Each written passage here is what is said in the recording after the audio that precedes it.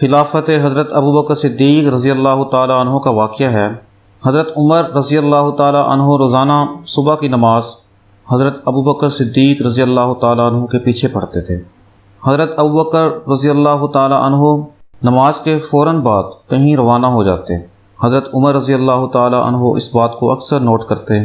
وہ دیکھ رہے تھے کہ حضرت ابو بکر صدیق رضی اللہ تعالیٰ عنہ نماز کی ادائیگی کے لیے تو باقاعدگی سے مسجد میں آتے ہیں، مگر جو ہی نماز ختم ہوتی وہ چپکے سے مدینے کے مضافاتی علاقوں میں ایک دیہات کی طرف نکل جاتے ہیں۔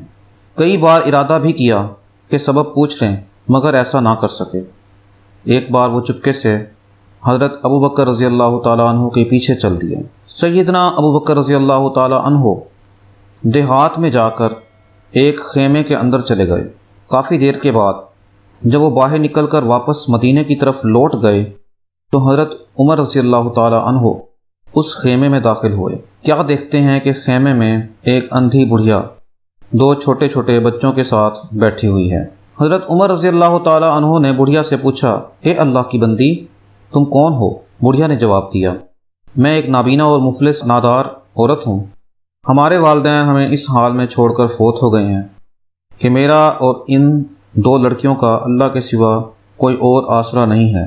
حضرت عمر رضی اللہ تعالیٰ عنہ نے پھر سوال کیا، یہ شیخ کون ہے جو تمہارے گھر میں آتا ہے؟ بوڑھی عورت جو کہ حضرت ابو بکر رضی اللہ تعالیٰ عنہ کی اصلیت نہیں جانتی تھی، اس نے جواب دیا کہ میں اس شیخ کو نہیں جانتی، مگر یہ روزانہ ہمارے گھر میں آ کر جھاڑو دیتا ہے، ہمارے لیے کھانا بناتا ہے اور ہماری بکریوں کا دودھ دوہ دیتا ہے اور ہمارے پاس رکھ کر چلا جاتا ہے۔ حضرت عمر رضی اللہ تعالیٰ عنہ نے جب یہ سنا تو وہ رو پڑے اور فرمایا، اے ابو بکر، آپ نے اپنے بعد کے آنے والے حکمرانوں کے لیے ایک تھکا دینے والا امتحان کھڑا کر کے رکھ دیا ہے۔ آپ کے بعد آنے والے خلیفہ اس امتحان میں کیسے کامیاب ہوں گے؟ اللہ کی کروڑوں رحمتیں ہوں جناب صدیق اکبر رضی اللہ تعالی عنہ پر۔